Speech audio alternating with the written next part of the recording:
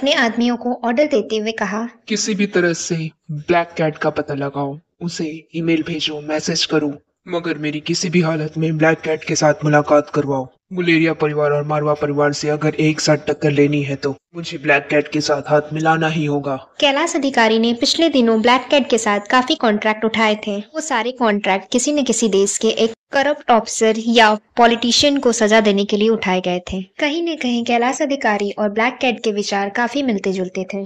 कैलाश पिछले काफी महीनों से ब्लैक कैट के साथ कांटेक्ट नहीं कर पाया था। कैलाश अधिकारी ने अपने खास आदमी को अपने पास बुलाते हुए कहा। अभी के अभी हमारे ऑर्गेनाइजेशन ईमेल आईडी से ब्लैक कैट को एक मैसेज भेजो। लिखो कि कैलाश अधिकारी जल्द से जल्द ब्लैक कैट के साथ मीटिंग करना चाहता है। हमारी ऑर्गेनाइजेशन को ब्लैक कैट की एक मदद की जरूरत है। मैं चाहता हूँ कि ब्लैक कैट हमें एक डीएनए सैंपल हासिल करने में हमारी मदद करे।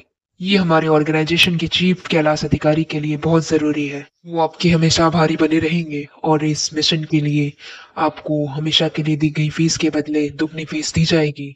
मैसेज टाइप कर रहे कैलाश के आदमी को ये समझ नहीं आ रहा था कि आखिर श्रेया के डीएनए सैंपल के लिए कैलाश इतनी अधिक फीस देने के लिए क्यों राजी हो गया था, जबकि लेबोरेटरी में ये प्रूफ हो चुका था कि नताशा ही सचमुच कैलाश अधिकारी की ही बेटी थी। वहां गुलेरिया हाउस में बिस्तर के पास बैठे हुए रोहित, आर्यन और रिया अनिका को देख रहे थे। कुछ ही मिनट पहले उन सबने अनिका के शरीर में एक मूवमेंट महसूस की थी। अनिका ने धीरे से अपनी आंखें खोली और अंगड़ाई लेते हुए ऊपर देखा। अनिका ये देखकर चौंक गई थी कि अनिका के ऊपर 3 सर थे जो उसकी आंखों में देख रहे थे। एक सर कुछ बड़ा सा था और 2 छोटे से सर नन्ही नन्ही आंखों से अनिका को घूर कर देख रहे थे। अनिका ने अचानक ही पूछा, ये क्या कर रहे हो तुम लोग? मुझे इस तरह क्यों देख रहे हो? अनिका की आवाज सुनते ही नन्ही सी रिया ने अपने दोनों हाथ उछालते हुए कहा, ये मम्मी तुम जाग गई। ये कहते हुए रिया जल्दी से अनिका को लिपट गई। मम्मा तुम्हें पता है मैंने तुम्हें कितना मिस किया। तुम सोई थी तो मुझे जरा भी अच्छा नहीं लग रहा था। ना मैं ठीक से खाना खा पा रही थी और ना ही ठीक से सो पा रही थी। मैंने तुम्हें बहुत मिस किया मम्मा। नन्हा सा आर्यन अपनी बहन की बात सुनकर शॉक हो गया था। आर्यन जानता था पिछले 2 दिनों से रिया गेमिंग प्लेटफॉर्म पर जी भर के लाइव स्ट्रीमिंग की थी और अनिका के होश में आने पर रिया की ये बातें सुनकर आर्यन को हैरानी हो रही थी। मगर आर्यन रिया से बहुत प्यार करता था, इसलिए सबके सामने आर्यन ने रिया के झूठ पर से पर्दा नहीं हटाया और चुपचाप अपनी मॉम को देखता रहा। अनिका ने नन्ही सी रिया से कहा, तो मेरी रिया ने मुझे बहुत मिस किया, तो फिर नींद में मुझे बार बार गेम खेलते हुए किस बच्चे की आवाज सुनाई दे रही थी? कहीं मैं पागल तो नहीं हो रही हूँ? रिया ने इस बात पर अपनी नजरें झुकाते हुए फिर से बहाना बनाते हुए कहा, मम्मा बात दरअसल ये है कि तुम्हारी चिंता में मेरा मन कहीं नहीं लग रहा था। मैंने सोचा कुछ गेम ही क्यों ना खेल लिया जाए। एक 6 साल के बच्चे के मुंह से ये जवाब सुनकर अनिका को हैरानी होने लगी कि आखिर रिया को इतना तेज दिमाग हिरासत में किससे मिला था।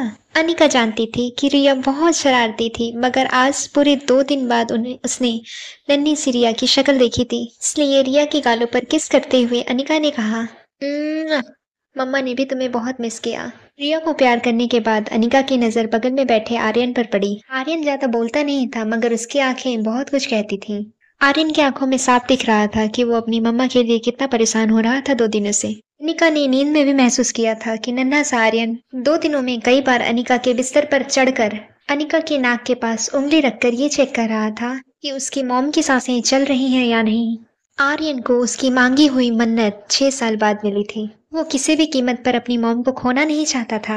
आर्यन के माथे पर प्यार से किस करने के बाद बेड से उठते हुए अनिका ने रोहित से कहा, mister Marwah, if you don't mind, क्या आप नीचे जाकर किसी से कहकर मेरे लिए खाना लगवा सकते हैं? मैं फ्रेश होकर नीचे आती हूँ। अनिका की बात सुनते ही रोहित नीचे जाने के लिए तैयार हो गया। इससे पहले कि अनिका बाथरूम के अंदर जाती, रोहित ने अनिका से कहा, वैसे फ्रेश तो तुम अभी भी लग रही हो। अनिका की नींद पूरी तरह से खुली भी नहीं थी, मगर रोहित की बातों से अनिका का चेहरा पूरी तरह लाल हो गया था।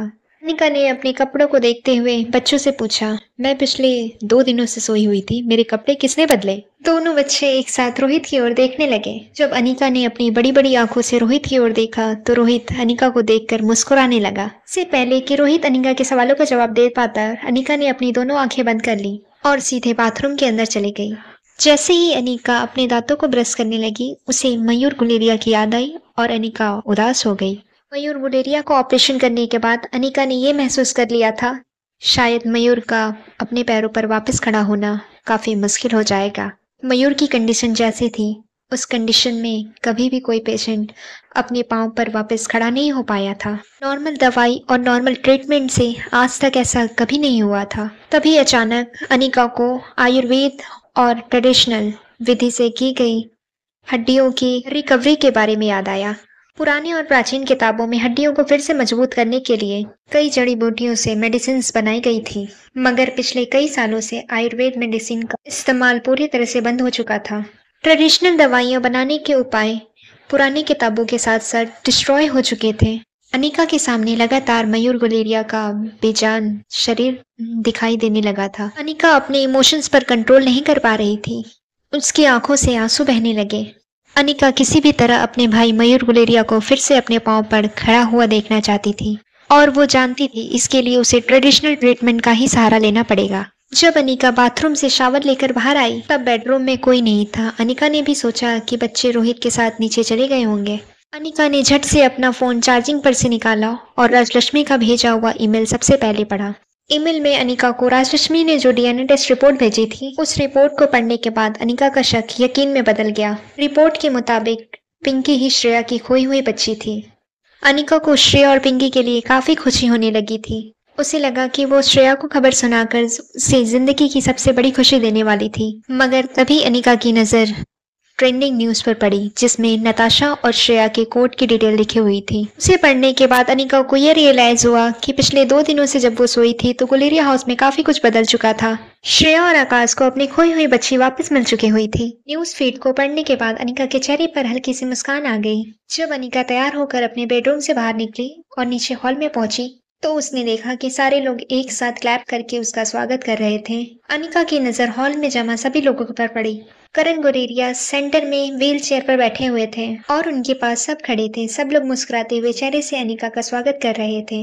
अनिका को ऐसा फील हो रहा था जैसे वो कोई सुपर वुमन थी जो बहुत बड़ा मिशन सक्सेसफुली पूरा करके फिर से धरती पर लौट रही थी।